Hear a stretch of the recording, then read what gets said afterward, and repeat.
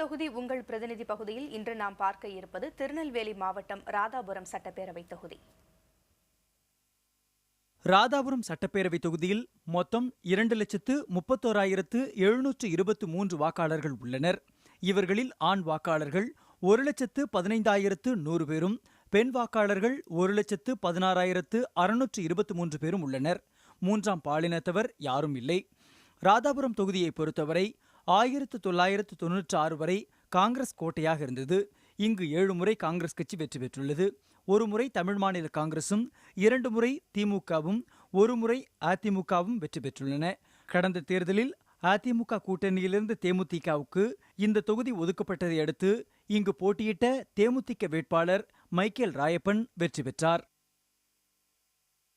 ராதாபுரம் சட்டப்பேரவை தொகுதியின் சிறப்பம்சங்கள் பற்றி இனி பார்க்கலாம்.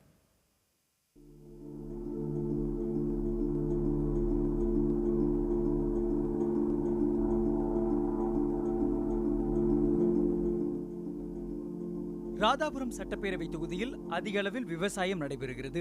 கிணற்று பாசனத்தை நம்பியே இங்கு விவசாயம் நடைபெறுகிறது. இந்த தொகுதியில் 13 மீனவ கிராமங்கள் உள்ளன. கடற்கரை ஓரங்களில் வசிக்கும் மீனவ குடும்பங்கள் குடிசை தொழிலாக பீடி சுற்றும் தொழிலில் ஈடுபடுகின்றனர். தமிழகத்திலேயே காற்றாலை அதிகமுள்ள தொகுதியாக ராதாபுரம் உள்ளது. இங்கு 1500க்கும் அதிகமான காற்றாலைகள் உள்ளன. காற்றாலை மின் உற்பத்தியில் முதன்மை தொகுதியாகவும் உள்ளது. இங்கு கூடங்குளம் அணுமின் நிலையம் உள்ளது.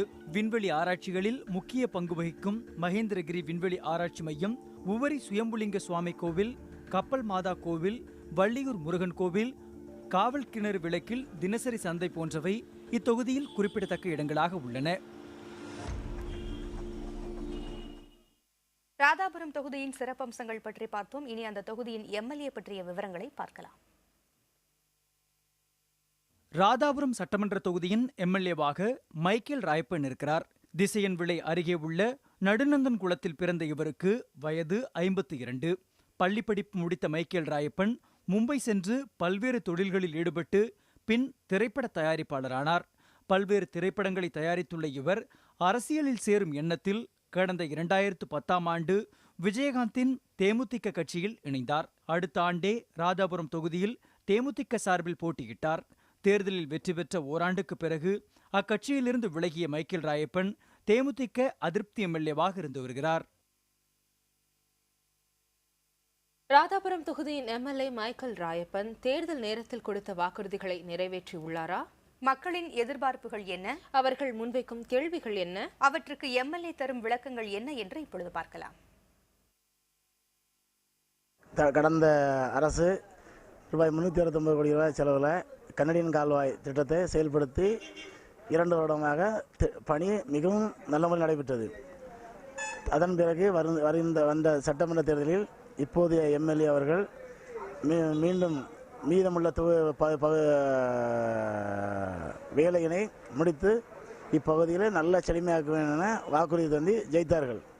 ஆனால் கடந்த 4 வருடமாக இதில் இந்த பணியில் எந்த விதமான முன்னேற்றமும் இல்லை. இடத்தை கையகப்படுத்தாமே ஏனோ தானி அவங்க காலத்தில் அதை ஆரம்பித்த மாதிரி இருக்கணுங்கிறதுக்காக வேண்டி அந்த திட்டத்தை அறிவித்து ஆரம்பித்தாங்க.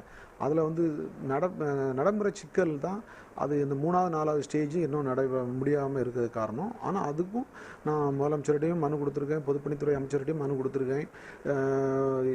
எல்லா நேரங்களும் சட்டசபையிலும் கேள்வி எழுப்பியிருக்கிறேன், நினைவூட்டுதல் கடிதம் எழுதியிருக்கிறேன், அவங்கள்ட்ட பேசிக்கிட்டே இருக்கிறேன். இப்பொழுது தான் 3வது 4வது ஸ்டேஜில் உள்ள இடத்த கையகப்படுத்தி முழுவதும் முடிச்சிட்டாங்க. இப்போ என்விரான்மெண்ட் சர்டிஃபிகேட்டுக்காண்டு வெயிட் பண்ணிட்டு இருக்காங்க சென்ட்ரல் கவர்மெண்ட்லேருந்து. அதுவும் மிக விரைவில் கிடைக்கிறோம். அந்த ஆண்டு நிதி பட்ஜெட்டில் அறிவிச்சிருக்கிறாங்க. அதாவது மத்திய அரசு நிதி தந்தாலும் தராவிட்டாலும் இந்த திட்டம் கண்டிப்பாக நிறைவேறும்னு சொல்லியிருக்கிறாங்க.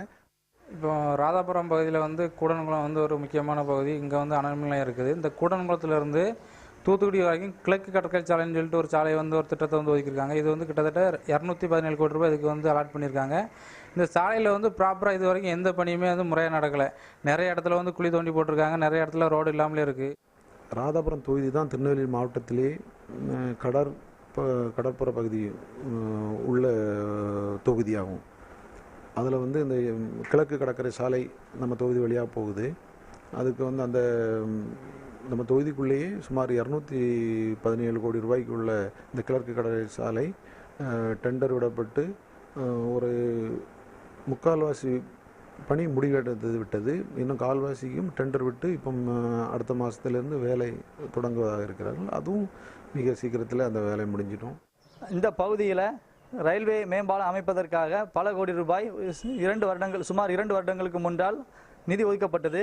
இந்த நிதி ஒதுக்கப்பட்டு இந்த திட்டம் கிடப்பிலே உள்ளது. இதை விரைவாக செய்து முடித்தால் வள்ளியூர் பகுதி மிகவும் வளர்ச்சியடைந்ததாகவும் மக்களுக்கு பயனுள்ளதாகவும் அமையும். கடந்த ஆண்டு ரயில்வே மேம்பாலம் வள்ளியூரில் ஒரு ரயில்வே மேம்பாலம் அறிவித்தாங்க. அது அந்த பூர்வாங்க வேலைகள் தொடக்க வேலைகள் எல்லாமே முடிஞ்சு அது ஆயத்த வேலைகள்லாம் முடிஞ்சு அதுக்கான இது நடைபெற இருக்கின்றது. சுமார் எந்த மேம்பாலமும் அறிவித்து அந்த வேலை முடிகிறதுக்கு 5 ஆண்டுகள் ஆகும். நமக்கு இப்போ ஒரு 1.5 வருஷம் தான் ஆயிருக்கு.